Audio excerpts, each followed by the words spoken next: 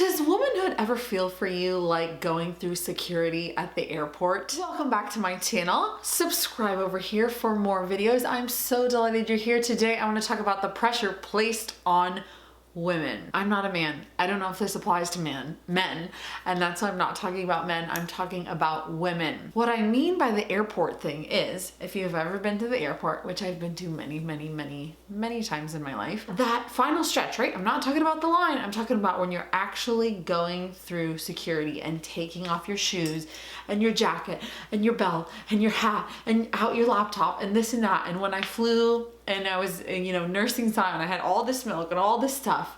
And you're in that line, everybody is so frantic. People feel so much pressure to just get to the next thing for a lot of different reasons, because there are people waiting behind you, because you want to get to the destination. You know what I'm talking about? Yeah. I started thinking about this pressure that women feel in their lives, and that's why I want to talk about this today.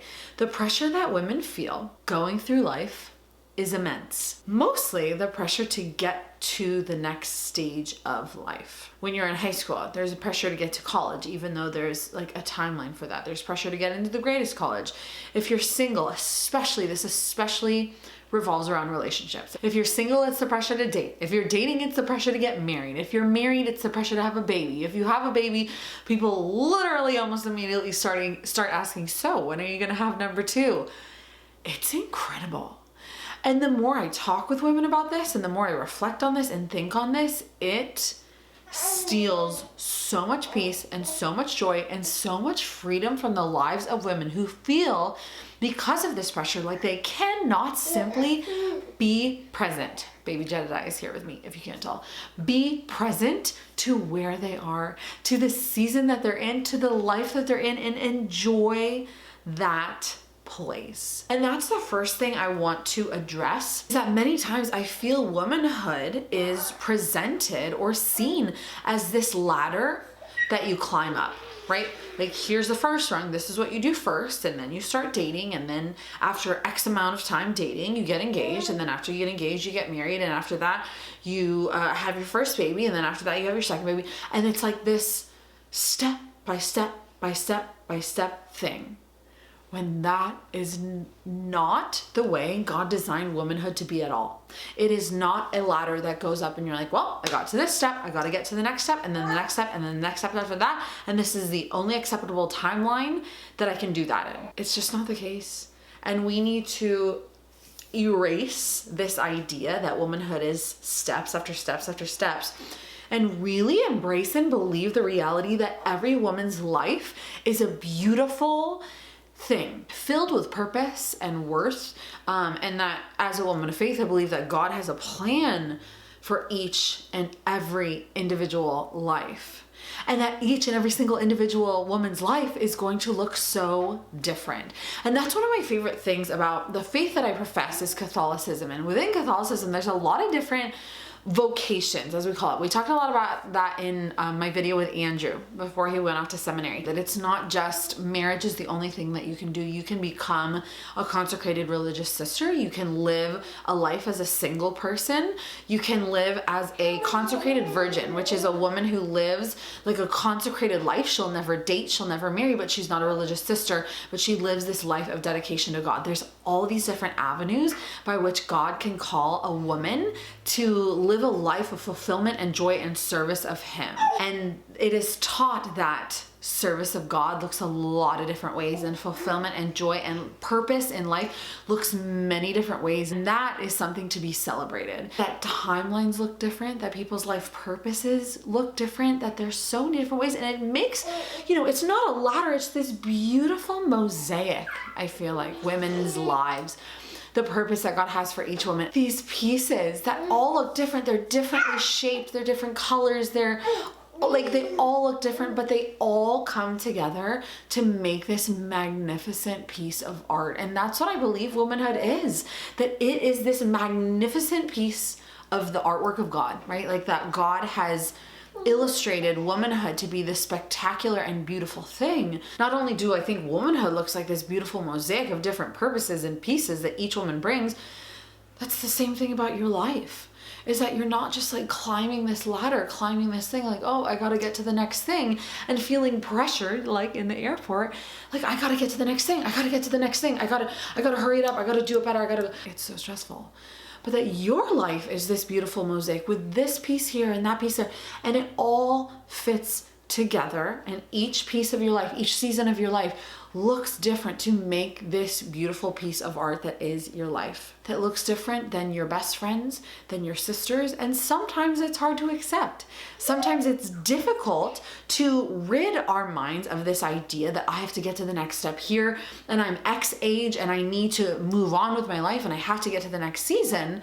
It's hard to rid our minds of that mindset because I think it's been ingrained into us so deeply. It's also important to understand that when we look at the next season of life, right, the next step that people think it might be, the moving on toward another season rather than the one that you're in, the desire for that is okay, right? If you're single and you have the desire to date, which I talked about in a video recently, that's an okay and beautiful thing, right? When our desires control our lives, when they control every single emotion, every single thought, every single prayer, whatever that might be, then we have an issue. But the way I found in my life in moving on toward another season, when I desire to be in another season, I give those desires over to God as a woman of faith to say, I have this desire, whatever that might be. I have this desire to date. I have this desire to get married, or I have this desire to have a child, whatever it is. And I give this to you. And I don't want this desire to rule my life, but I'm not going to pretend like it's not there. And I'm going to surrender it to you to say, do what you want with this desire and let your will be done in my life. And to surrender that to God so that we live a life of surrender and freedom to look at today and say, today is good. Today is beautiful. Today is sacred. Why? Because I might not be here tomorrow. And when I spend my life trying to look for like, oh, I got to get to that thing. I got to get to that season. We can really, on the day that we die, look back and think, man, I spent my whole life just trying to get to the next thing rather than enjoying the season that I'm in, enjoying the place that I'm in, enjoy the people that are around me.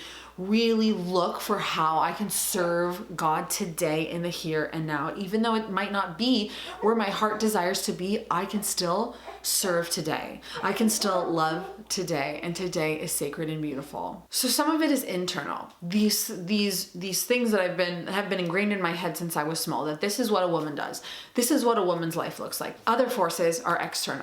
What people say to you, whether that's Aunt Sally, Uncle Bob, your mom, or your dad saying, you're 28 and by now you should have found a man to marry, or whatever. I mean, it's 1 billion, bazillion, million comments that people make and questions that people make. And people, some people mean well when they just ask simple questions, and some people don't. Some people badger you and bother you and pester you and make you feel really badly about the place that you're in your life, which is not right and not good and not helpful for anyone. These external sources make you feel the womanhood is these steps that you need to take, and B, you're not taking these steps fast enough. And that can be really, really challenging. I have a video that I'll link below called What to Say When People Won't Stop Bothering You About Your Love Life or something. It's you need to come up with a response to people. And there were some great ones that people shared on Instagram when I talked about this before. But if you are welcome to share in the comments responses when people badger you about the season that you're in, whatever season that is, what you say to those people. And the thing that I think that can be constructive coming out of this, because I can't, talk to Uncle Bob and Aunt Sally or your mom or your dad to say, hey, let her be present to the season that she's in. Thank you. I can't say that to them, but we can look at what we say to other women, because I think a lot of times we joke innocently and with fun and things like that as women, and we don't even realize that what we're doing is giving into this whole pressury thing. I don't know every relationship that you have in your life, right? Your relationship with your sister or your friends or whoever, but I think it's worth asking ourselves the question, am I contributing to this, even innocently? Just joking. For instance, right? Your friend gets back from a date, right? With a really cute guy that she's been really excited to see, and someone jokes, right? Maybe it's not you, maybe it's someone else. When are you guys getting engaged, right? As a jokey thing, when we don't even realize we are unknowingly contributing to this atmosphere of pressure placed on women, right? And it happens sometimes. Your friend comes back from her honeymoon and someone says, did you guys bring back a honeymoon baby? Totally joking and fun. I'm not saying don't joke and don't have fun, but it's worth asking ourselves, like, is this question, this joke, helpful right now? Or is this joke contributing to the atmosphere of pressure placed on women to constantly get to the next step? Rather than saying, how was your honeymoon? Tell me all about it, which gives her permission and space to enjoy the season that she's in, rather than having to think, well, I got to the rung on the ladder of marriage, so I gotta get to the step with a baby. That's another conversation for another day. I don't think people should ask people about when they're gonna have babies, why they're not having babies, if they're gonna have a second, because infertility is such a huge struggle for so many couples. Anyway, this is a really complex issue. I talked about that on Instagram, how this is a complex issue and a tree with many different branches, but I think that's one way I think we can cultivate a lot more freedom and a lot more joy. And so that's what I wanted to encourage you in today. I talked about that in the video, Own Your Season, to look at today and say, there might be a lot of pressure on me to get to the next season. Everybody might be asking, when are you gonna, take X step that, corresponds with the steps that people should be taking, think you should be taking in your life. I want to remind you that today is sacred and today is good. Taking time, surrendering things to God, letting this season be this season and say, I'm going to embrace today. Whatever comes with it is a very freeing thing and something I want for you. So remember that. Womanhood is not a ladder, and your life is a beautiful, beautiful mosaic made up of many different pieces of your one wild and precious life, as Mary Oliver would say. That's all for today. Thanks, as always, for being here. If you've got a friend who needs this video, send this over to her. I will talk to you soon.